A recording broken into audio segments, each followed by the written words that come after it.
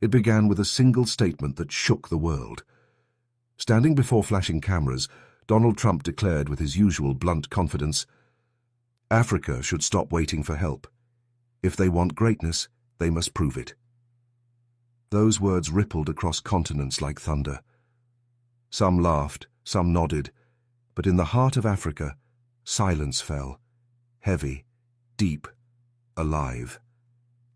In Ouagadougou, Burkina Faso, a young soldier-turned-leader named Ibrahim Traoré heard those words, and instead of anger, he felt a strange calm. "So the lion is still being called lazy," he whispered. "Maybe it's time to roar." Across Africa, debates ignited. Radios buzzed, elders under baobab trees argued, and youth filled social media with fire.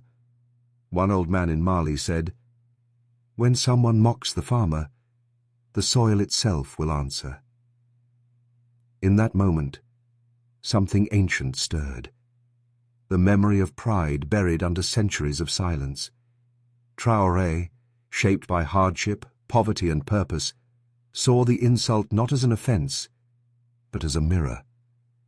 He had marched through dust, led men through despair, and seen the strength that lived beneath Africa's wounds. "If we are being told to prove our greatness," he told his advisers one night beneath the dim light of a single bulb, "then we shall prove it not with anger, but with action." His team, young and daring, leaned in as he continued, "They see us as weak, because we depend. But when did Africa forget how to stand?" A quiet voice answered, "Maybe when we began asking permission to dream." Traoré nodded. "Then let us dream again, and build again." Weeks later he stood before a sea of faces and cameras, the flag of Burkina Faso waving behind him. The world expected rage, but what they heard was rebirth. "They say we wait for help," he began, his voice like thunder rolling over plains. "But who helped the first humans walk? Who helped the Nile flow? Who helped Timbuktu teach the world? Before Europe even knew the word university? We are not poor. We are only poor in faith. It is time to believe in ourselves again." The crowd erupted. Tears, chants, fists in the air. Within hours his words flooded every corner of the internet. Africa rises, #Traoré speaks truth, and even those who once doubted whispered, "Maybe this time, it's different." Across cities and villages, the spirit caught flame. Kenyan inventors built solar bikes. Nigerian poets painted walls that screamed, "We need no savior," and Ghanaian dreamers wrote songs of freedom. An old woman in Burkina Faso smiled at her crackling radio and said, "The child of the soil has spoken. The ancestors will be pleased." But power rarely applauds defiance. Western leaders labeled him reckless, media outlets called him dangerous, yet Traoré only smiled. "When you stop being a puppet," he said, "the puppeteer calls you dangerous." Still, he pressed forward, teaching that independence was not rebellion, it was dignity. Then came the moment the world would never forget. At a press briefing, a journalist asked, "Mr. President, do you have a message for Donald Trump?" The room froze. Cameras focused. Traoré's calm eyes met the lens. "Tell him," he said slowly, "Africa does not seek validation. We seek victory, built by our own hands." For a heartbeat, the world went silent. Then came thunderous applause, a roar not of politics, but of pride. The clip traveled faster than light. Millions watched, debated, celebrated. Even critics admitted something had shifted. The lion was no longer sleeping. Universities quoted his words. Youth scribbled them on notebooks. Elders nodded with tears of recognition. The narrative had changed.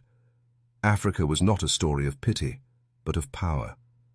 Months passed, and Traoré's message turned into movement. Education reforms, local industries, technology built by African hands. He told his people, "We are rich, in land, in spirit, in wisdom. We only forgot how to believe in ourselves." And across the continent, sparks of innovation glowed like stars over savannas. Some said Trump had insulted Africa. Others said he had awakened it.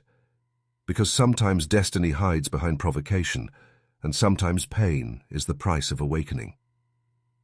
As the sun rose over the red earth of Burkina Faso, children walked to school humming songs of hope, while their parents spoke of unity instead of despair. The world began to listen differently.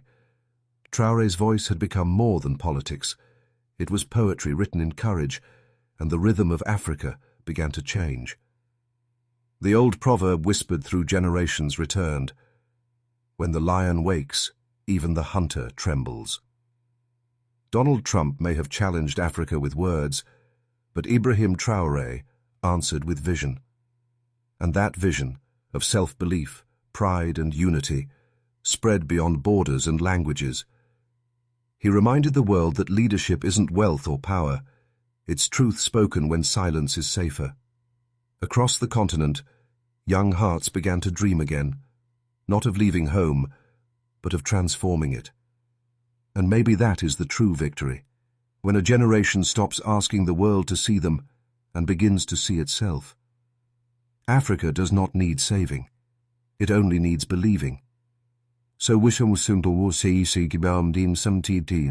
Hen Trump challenged Africa. He unknowingly awakened her spirit.